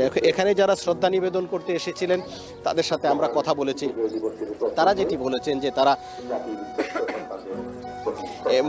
এবারের মহান বিজয় দিবসে শ্রদ্ধা নিবেদনের পাশাপাশি তারা যেটি আমাদেরকে বলেছেন যে তারা একটি বৈষম্যহীন দুর্নীতিমুক্ত একটি বাংলাদেশ চান, যে বাংলাদেশে আর কখনোই কোনো ফ্যাসিস্টের জায়গা হবে না এবং সেটি রাষ্ট্রীয় পর্যায় থেকে সমাজ পর্যায়ে কোনো ফ্যাসিস্টের অবস্থান হবে না, এরকম একটি বাংলাদেশ কিন্তু তারা প্রত্যাশা করেছেন এবং সবাই আশাবাদ ব্যক্ত করেছেন যে তাদের যে প্রত্যাশিত বাংলাদেশ যেখানে কোনো বৈষম্য থাকবে না, যেখানে ভোটের অধিকার থাকবে, মত প্রকাশের অধিকার থাকবে এবং একটি শান্তি সুশৃঙ্খল পরিবেশ বিরাজ করবে, যেখানে দুর্নীতি হবে না, যে দেশের টাকা কখনো বিদেশে পাচার হবে না, এরকম সুন্দর একটি দেশ আসলে প্রত্যাশা করছেন। এখানে যারা শ্রদ্ধা নিবেদন করতে এসেছেন তাদের প্রত্যেকের কণ্ঠেই ছিল এরকম একটি প্রত্যাশা যেন এরকম একটি বাংলাদেশ হয় এবং দুর্নীতিমুক্ত, সন্ত্রাসমুক্ত, ফ্যাসিস্ট মুক্ত একটি বাংলাদেশ গড়ার জন্য কিন্তু সবার অনেকেই প্রত্যয় ব্যক্ত করেছেন এবং যারা এখানে শ্রদ্ধা নিবেদন করতে এসেছেন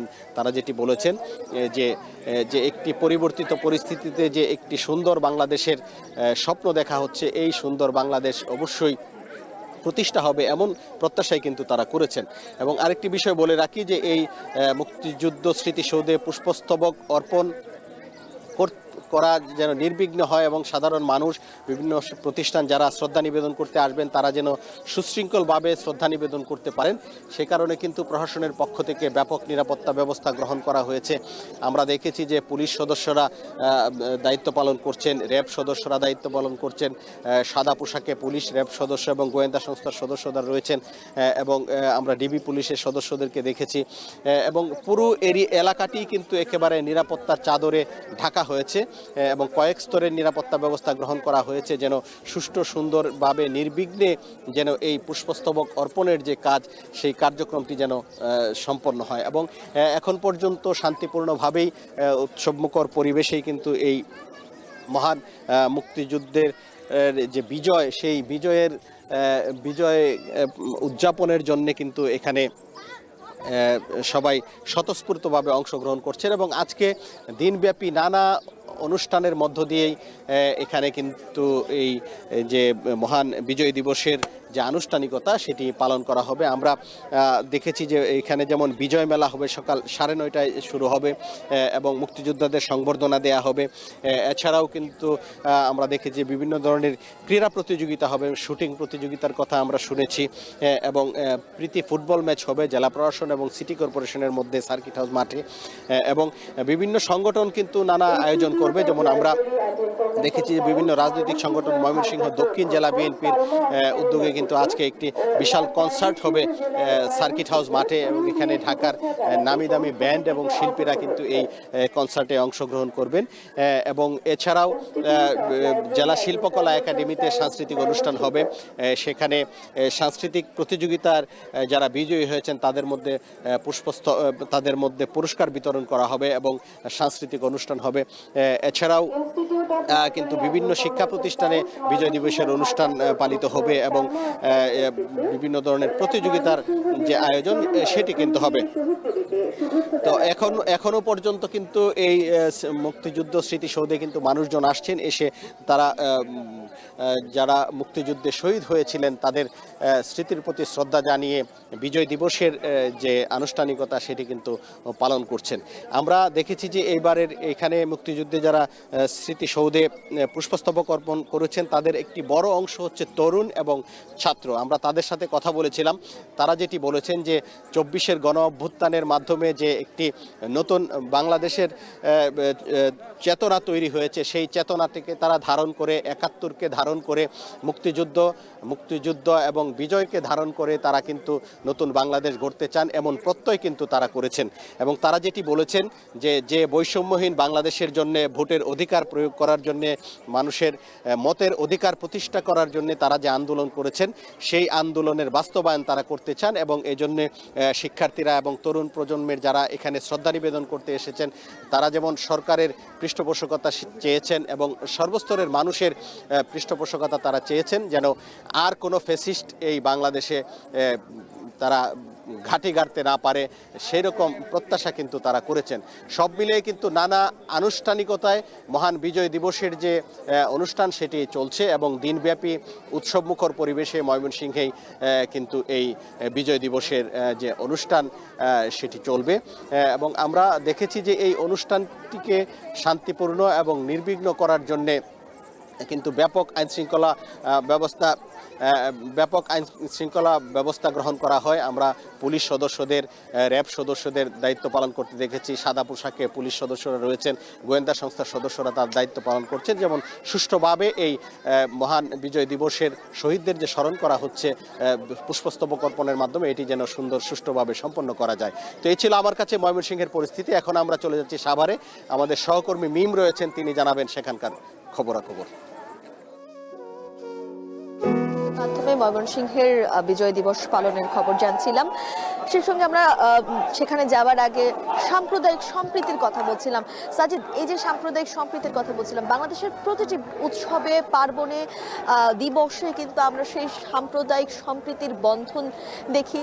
এবং আমরা এখনো যেটি বলছিলাম যে এই যে পার্শ্ববর্তী একটি দেশ তাদের গণমাধ্যমে বাংলাদেশকে নিয়ে অপপ্রচার চালাচ্ছে, সেই জায়গা থেকে কিন্তু সোচ্চার হয়ে দাঁড়িয়েছে বাংলাদেশের যাদেরকে নিয়ে সেই গণমাধ্যমগুলো অপপ্রচার চালাচ্ছে তারা নিজেরাই।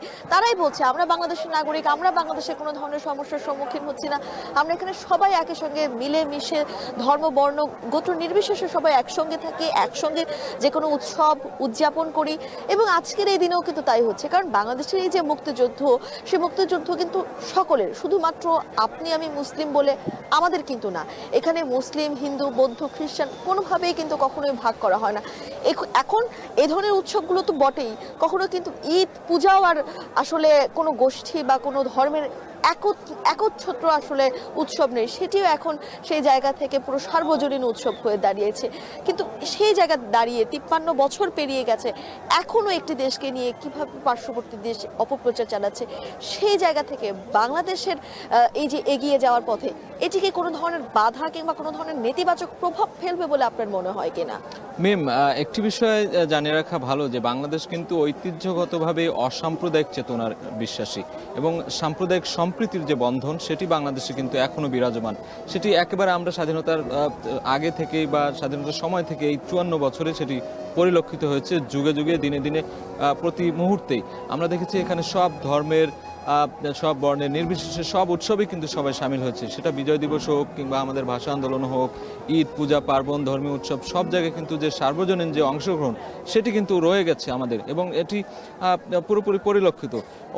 অন্য দেশ কিংবা অন্য কেউ, যে কোনো একটি গোষ্ঠী, যে কেউই হোক না কেন, যে ষড়যন্ত্রের অংশ হিসেবে এখানে যে সাম্প্রদায়িক যে সম্প্রীতি বা বন্ধন নষ্ট করার যে তাদের প্রচেষ্টা, সেটি আসলে কোনোভাবেই সফল হবে না বলে আমি মনে করি। এবং যে গণমাধ্যমগুলোর কথা বলছেন, অন্য দেশ কিংবা তারা কিন্তু পররাষ্ট্র নীতি লঙ্ঘন করে অন্য দেশের অভ্যন্তরীণ যে বিষয়গুলো সেগুলোতে কিন্তু হস্তক্ষেপ করছে, এটি আসলে কোনোভাবেই মেনে নেওয়ার মতো না, একটি অযাচিত বলা চলে। এবং সেই জায়গা থেকে এই 54 বছরের যে বাংলাদেশ, আমাদের যে পররাষ্ট্র নীতি রয়েছে, আমাদের যে পররাষ্ট্র নীতির যে নিয়মগুলো রয়েছে, তাতে কিন্তু আসলে শক্ত পদক্ষেপ নেওয়ার সময় এসেছে এখন, এবং বাংলাদেশ সেটি নিয়েছেও বটে। এবং এই যে নতজানু যে জায়গাগুলো ছিল, কখনো ছিল কিংবা কখনো ছিল না, যাই হোক না কেন, সেটি যেন আর না থাকে, আমরা এই চেষ্টাটা এবং এই প্রত্যাশাটাই করি। সাজিদ, দেখুন, নতজানু হওয়ার কিন্তু আর কোনো কারণ নেই। বাংলাদেশ কিন্তু এখন আর আগের মতো বা সেই যে যুদ্ধ বিধ্বস্ত একটি দেশ যেরকম অবস্থায় ছিল, সেই অবস্থায় কিন্তু এখন আর বাংলাদেশ নেই। তাই বাংলাদেশ কোনো পররাষ্ট্রনীতিতে কোনো দেশের কাছে নতজানু হয়ে থাকবে তেমনটি কিন্তু আসলে দেশের নাগরিকরাও আর চান না। দেশ মধ্যম আয়ের দেশ বটে, কিন্তু এই দেশের শ্রমবাজার অনেক শক্তিশালী। এদেশের আন্তর্জাতিক শ্রমবাজারে অনেক বিপুল সংখ্যক একটি জনগোষ্ঠী প্রবেশ করেছে, যার ফলে আন্তর্জাতিক শ্রমবাজারের ক্ষেত্রে বাংলাদেশের উপরই অনেক শক্তিশালী দেশও কিন্তু নিঃসন্দেহে মিম, আমরা যেটা বলছিলাম, অর্থনৈতিক মুক্তি, অর্থনৈতিক যে অগ্রগতি বাংলাদেশের গিয়েছে এবং উন্নয়নশীল দেশের কাতারই কিন্তু যাচ্ছে, সেই পথেই কিন্তু ছুটছে। এবং আমাদের সবাইকে এই সম্মিলিত প্রচেষ্টায় বাংলাদেশকে সেই যে মহাসড়ক বেয়ে সেটিতে পথ চলার যে প্রক্রিয়া, সেটিতে আমাদেরকে সবাইকে সামিল হতে হবে বলে আমরা মনে করি। এবং এখানে আসলে কোনো বাধাই কিন্তু আমাদেরকে সেই পথটাকে রুদ্ধ করতে পারবে না। অনেক পথ কিন্তু আমরা পেরিয়ে এসেছি, বাধা আসবে, কিন্তু সব বাধা উপক্রম করে আমরা কিন্তু এগিয়ে যাব। আমরা সাভারের খবর জানাবো। এই মুহূর্তে আসলে উত্তর জনপদে যেতে চাই। আমাদের সহকর্মী মোকাররম হোসেন রয়েছেন উত্তরের জেলা বিভাগীয় শহর রংপুর থেকে। মোকাররম, রংপুর তো আসলে ইতিহাসের একটি অংশ, নানান আন্দোলনে সূতিকাগার বলা চলে। সেখানে নুরুল-দিন থেকে শুরু করে 24-এর যে আবু সাইদ, সবকিছুতেই রংপুর কিন্তু অগ্রগামী এবং আন্দোলনের অন্যতম সূতিকাগার। সেই রংপুরে কিভাবে বিজয় উদযাপন চলছে জানাবেন। সাজিদ, আপনাকে ধন্যবাদ। আপনাদের দুজনকে এই বিজয়ের শুভেচ্ছা। আপনাদের দুজনের কথা শুনছিলাম, বাংলাদেশের এগিয়ে যাবার অগ্রগতির কথা আপনারা বলছিলেন। সেই সুতোই কিন্তু রংপুরও আসলে বাধা পড়েছে। তবে রংপুরের উন্নয়নের ক্ষেত্রে অনেক প্রশ্ন এখনো থেকেই গিয়েছে। এরপরে রংপুরের মানুষ কিন্তু দেশকে ভালোবাসবার ক্ষেত্রে কিংবা বিজয় উদযাপনের ক্ষেত্রে মোটেও কার্পণ্য করেন। আপনি দেখতে পাচ্ছেন নিশ্চয়ই আমার পেছনে যে সেই সকাল 6:30টায় শুরু হয়েছে, এখন 9টা বাজতে চললো, প্রায় 2.5 ঘন্টা পেরিয়েছে। এবং এই 2.5 ঘন্টায় কিন্তু এখানে কখনোই আমরা এখানে কোনো ধরনের নীরবতা দেখিনি, বরং প্রত্যেকটা সময়ই আসলে পালাক্রমে একের পর এক শিক্ষা প্রতিষ্ঠান, একের পর এক সামাজিক সংগঠন, একের পর এক রাজনৈতিক সংগঠন এখানে আসলে পুষ্পস্তবক দিয়ে বিজয় উদযাপন করতে আসেন। এবং বিজয়ের যে রং উদযাপনের যে আবহ, সেটি কিন্তু একেবারে পুরোপুরি রংপুর টাউন হল চত্বরের যে কেন্দ্রীয় শহীদ মিনার, সেখানে বিজয়ের 54তম যে বর্ষে বাংলাদেশ, সেই বিজয়ের সেই রংটি কিন্তু এখানে সুবাসিত হচ্ছে। সাজিদ, জানিয়ে রাখি, সূর্যোদয়ের সাথে সাথে তোপধ্বনির মধ্য দিয়ে কিন্তু এখানকার আনুষ্ঠানিকতা শুরু হয়েছে। এর আগে প্রথম প্রহরে রাজনৈতিক দলের নেতাকর্মীরা, সামাজিক সংগঠনের প্রতিনিধিরা এখানে পুষ্পস্তবক দিয়েছেন। একই সঙ্গে দিনের শুরুতেই অর্থাৎ সূর্যোদয়ের পরেই যে তোপধ্বনির পরেও রাজনৈতিক দল, সামাজিক সংগঠন, বিভিন্ন শিক্ষা প্রতিষ্ঠান থেকে আসলে ক্রমেই পালাক্রমে বিভিন্ন ধরনের মানুষরা আসলে পুষ্পস্তবক অর্পণ করেছেন। জানিয়ে রাখি, প্রথমে বিভাগীয় কমিশনার পুষ্পস্তবক দিয়ে শুরু হয়েছে, এরপরে জেলা প্রশাসন, metropolitan police, Rangpur range DIG, Rangpur RAB 13 সহ প্রশাসন, আইন শৃঙ্খলা রক্ষাকারী বাহিনী, সরকারি বিভিন্ন দপ্তর সবাই কিন্তু পুষ্পস্তবক অর্পণ করে গিয়েছেন। এরপরে সেখানে গার্ড অব অনার দেওয়া হয়েছে, 1 মিনিট নীরবতা পালন করা হয়েছে। রাষ্ট্রীয় সকল প্রোটোকল অনুযায়ী কিন্তু এখানকার বিজয় উদযাপনের যে দিন, সেটি আসলে চলমান রয়েছে। এই মুহূর্তে রংপুর কেন্দ্রীয় শহীদ মিনারে দেখতে পাচ্ছি বিভিন্ন শিক্ষা প্রতিষ্ঠানের শিক্ষার্থীরা এসছেন, যারা তরুণ প্রজন্ম, তারা তাদের পরের প্রজন্মকে নিয়ে এসছেন। অর্থাৎ আগতদের মধ্যে যাদের বয়স অর্থাৎ 20 থেকে 40-এর মধ্যে এই শ্রেণীর মানুষের উপস্থিতি আমরা কিন্তু বেশি দেখছি। এবং তাদের চোখে মুখে কণ্ঠ জুড়ে যে এক ধরনের উচ্ছ্বাস, তারা বলছেন যে 24-এর বিপ্লব যে আকাঙ্ক্ষাকে কেন্দ্র করে হয়েছে, সেই বিপ্লব বাস্তবায়ন করতে হলে আসলে এই সরকারকে সহযোগিতা করতে হবে, দেশের মানুষকে দেশপ্রেমে উদ্বুদ্ধ হয়ে ঐক্যবদ্ধ থাকতে হবে। সেই প্রত্যাশাই তারা আজকে বিজয়ের দিনে রাখছেন। একই সাথে তারা বলছেন পরের প্রজন্মকে দেশের যে এগিয়ে যাবার যে পথ, সেই পথে রাখতে হলে এই প্রজন্মকে আসলে এই দেশে থেকেই দেশ গঠন করতে হবে। সেই দিক থেকে তারা বলছেন যে তরুণ প্রজন্মের যে বিদেশমুখী হবার যে প্রবণতা, সেটি যদি না থাকে তাহলে দেশের মেধা দেশেই থাকবে, দেশ আরও এগিয়ে যাবে।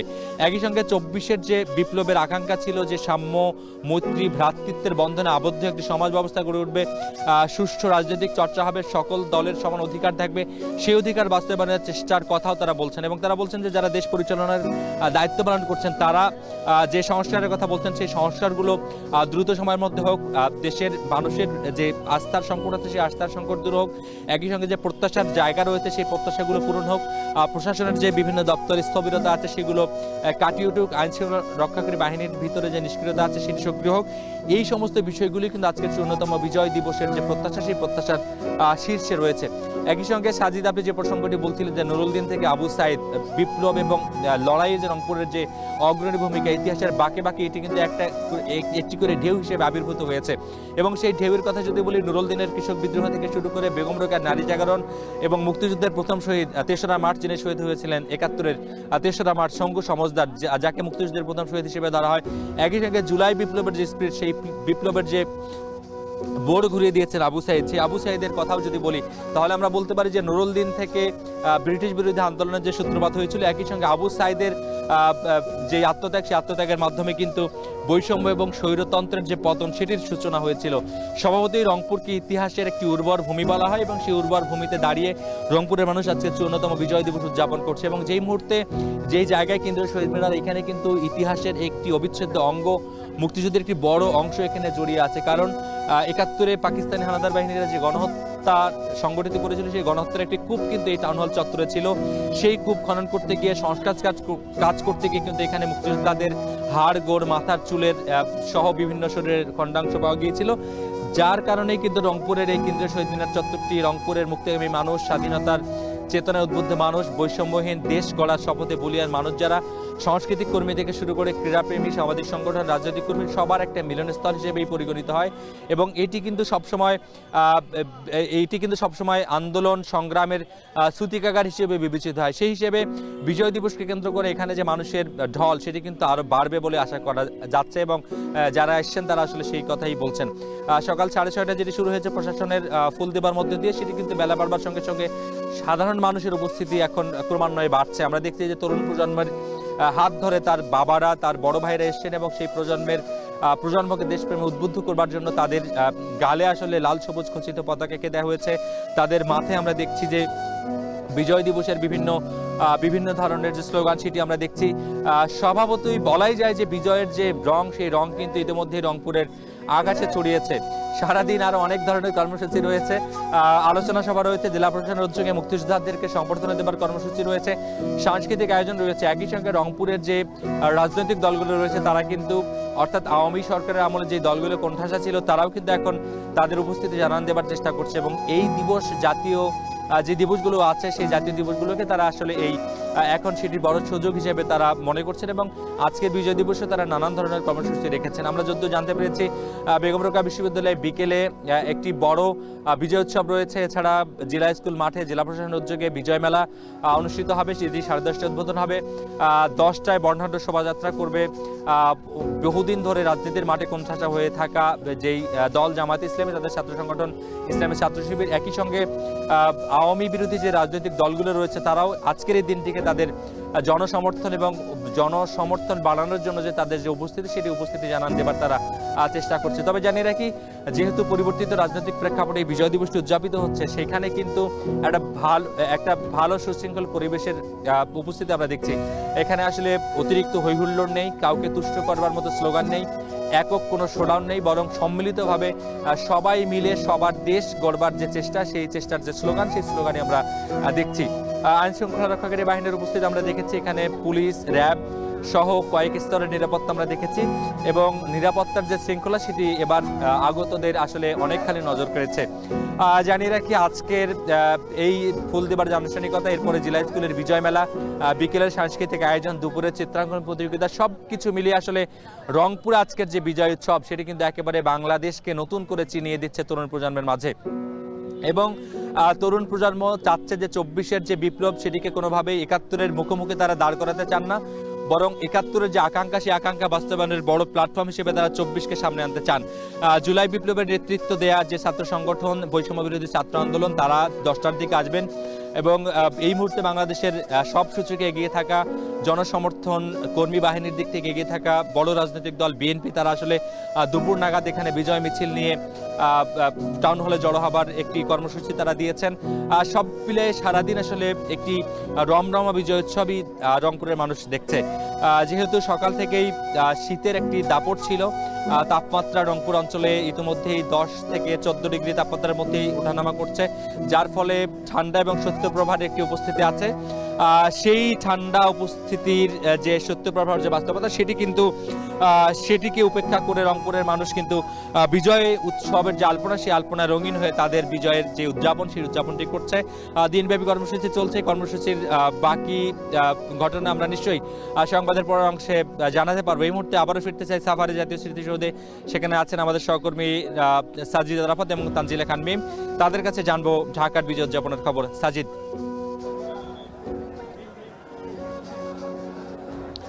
মোকাররম জানাচ্ছিলেন উত্তরবঙ্গে এই মুহূর্তে আসলে পৌষের যে শীত জেঁকে বসেছে, সেই শীত উপেক্ষা করে সাধারণ মানুষের যে ঢল শহীদদের শ্রদ্ধা জানাতে এবং বিজয় উৎসবে উল্লাস হওয়ার যে আলপনা আঁকছে সেখানে, সেই খবর আমরা জানছিলাম। মোকাররম আপনি থাকবেন, আমরা হয়তো আবার আপনার কাছে আসবো। আমরা ঢাকায় এই মুহূর্তে রয়েছি সাভারে জাতীয় স্মৃতিসৌধে। এই মুহূর্তে বেলা গড়ানোর সাথে সাথে কিন্তু এখানে মানুষের যে ঢল, যে জনস্রোত দেখতে পাচ্ছি আমরা, সেটি নিঃসন্দেহে অনেকখানি বেড়ে গিয়েছে এবং বিভিন্ন রাজনৈতিক দল থেকে শুরু করে সামাজিক সংগঠন, সাংস্কৃতিক সংগঠন সবাই কিন্তু তাদের ব্যানার নিয়ে আসছেন, ফুলের তোড়া নিয়ে আসছেন এবং শ্রদ্ধার সঙ্গে যে স্মৃতির মিনার রয়েছে, এখানে যে বেদি রয়েছে, সেখানে ফুল দিয়ে তারা শ্রদ্ধা জানাচ্ছেন এবং স্লোগান দিয়ে আসছেন এবং বিজয় উল্লাসের যে একটি উৎসব মুখর যে মুহূর্ত, সেটি আমরা সবার চোখে মুখে দেখছি। এবং মোকাররম যেটি বলছিলেন রংপুর থেকে, যে 24-এর যে বিজয় এবং 71-এর যে বিজয়, দুটি বিজয় কিন্তু বাংলাদেশের অন্যতম অর্জন এবং দুটিকে কোনোটির সাথে কোনোটি তুলনা করে খাটো করার কোনো অবকাশ নেই, কোনো সুযোগ নেই। কারণ 71 আমাদের চেতনা, 71 আমাদের শেকড়। সেই 71-এর মাধ্যমে আমরা একটি দেশ পেয়েছি। সেই দেশ মাতৃকার জন্যই কিন্তু আজকে আমরা এখানে দাঁড়িয়ে কথা বলতে পারছি, আমরা বাংলায় কথা বলছি, আমরা স্বাধীনভাবে চলাফেরা করতে পারছি। এই যে আমাদের বিজয়, সেই বিজয়কে এগিয়ে নেয়ার বা সেই বিজয়কে ধারণ করে আমাদের অন্যান্য কর্মজীবন থেকে শুরু করে ব্যক্তি জীবন, পারিবারিক জীবন, রাষ্ট্রীয় যে কর্মকাণ্ড, সেগুলো যাতে কোনোভাবে ব্যাহত না হয়, সেগুলোকে যাতে আমরা এগিয়ে নিতে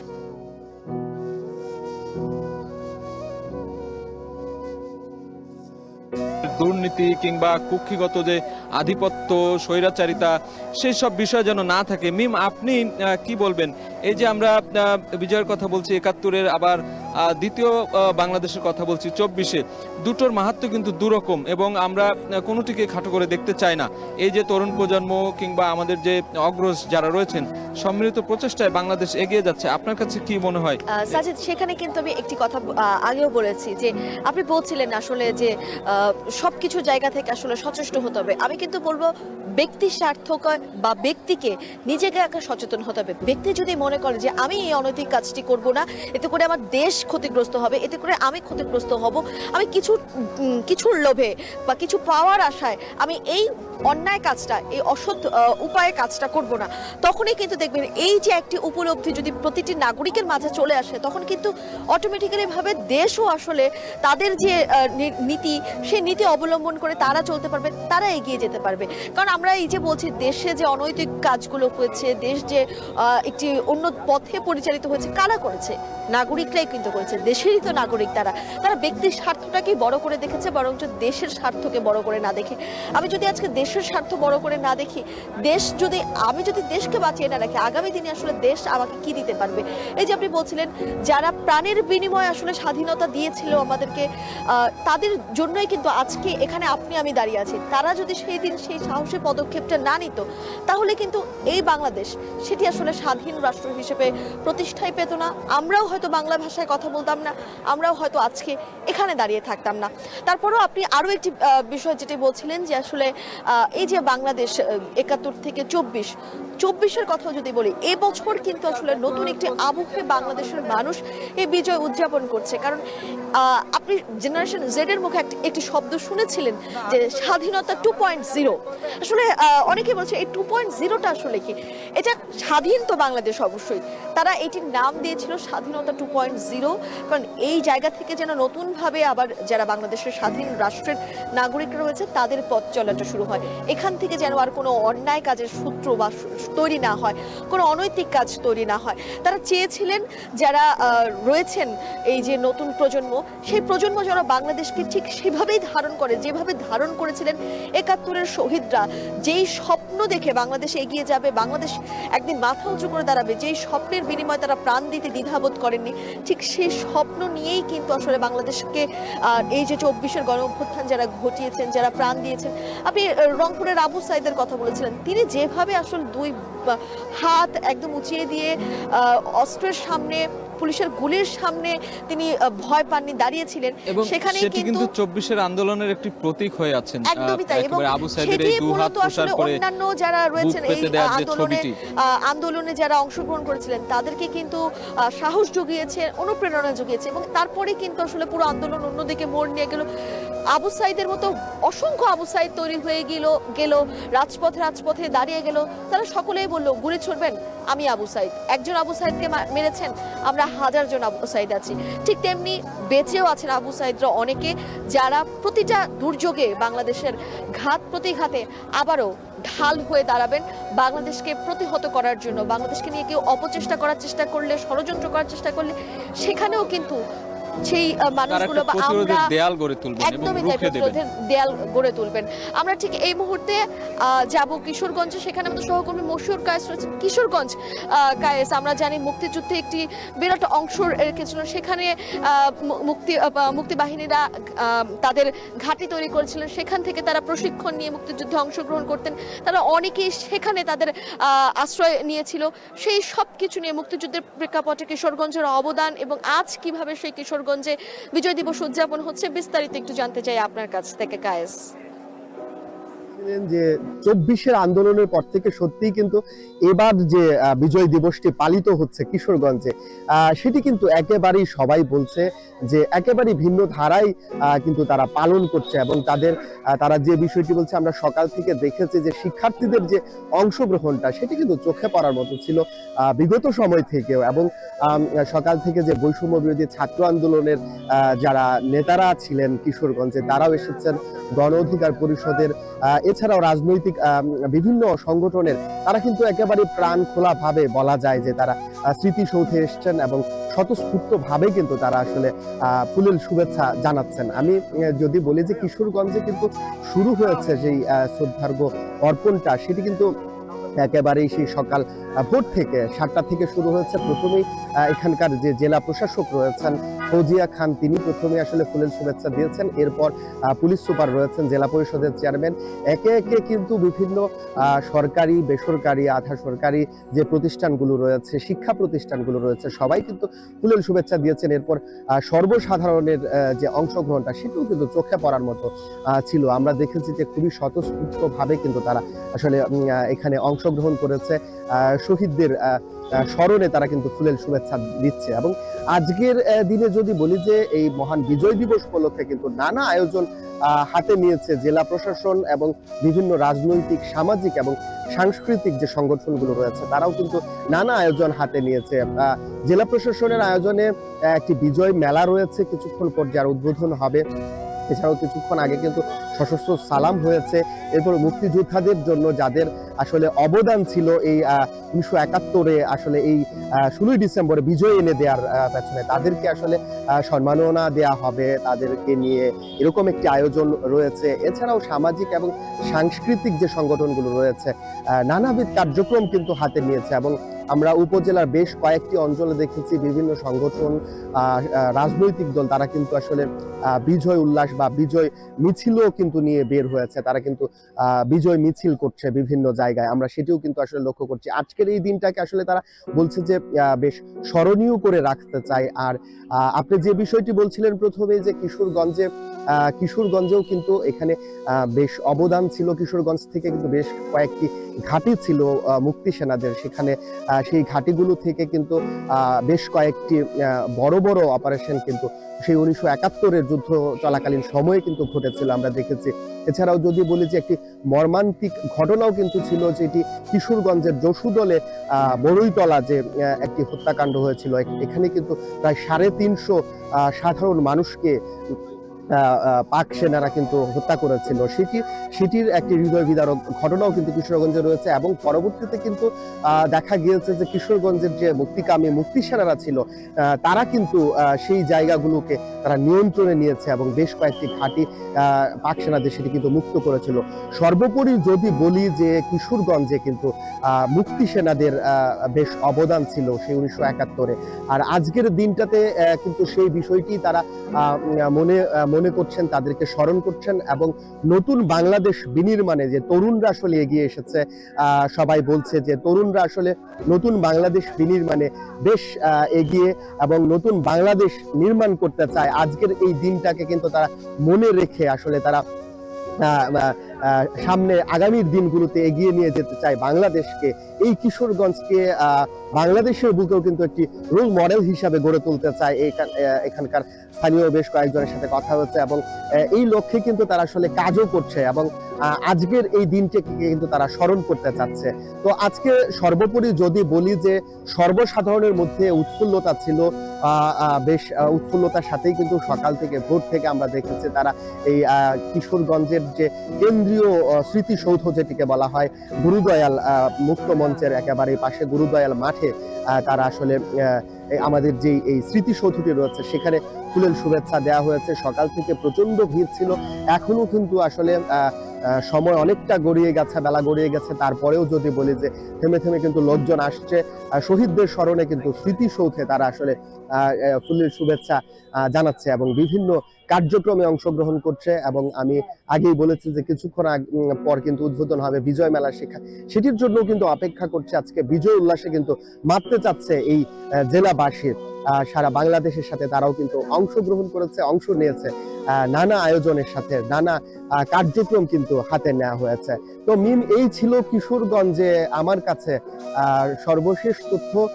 নানা আয়োজনের মধ্য দিয়ে কিন্তু আসলে পালিত হচ্ছে এই বিজয় দিবসটি, মহান বিজয় দিবসটি আজকের এই দিনে। তো কিশোরগঞ্জে সর্বশেষ আমার কাছে ছিল এই। মুক্তিযুদ্ধের স্বাধীনতার চেতনার যে খবর সেটি শুনছিলাম। স্বাধীনতার চেতনার যেই অংশ হিসেবে যারা শহীদ ছিলেন তাদের কথা শুনছিলাম সহকর্মীদের মাধ্যমে, এবং একই সাথে কিশোরগঞ্জ থেকেও সহকর্মী ছিলেন। আজ বিজয় দিবস ঘিরে যে নানা আয়োজন ছিল সেই খবর জানছিলাম তার কাছ থেকে।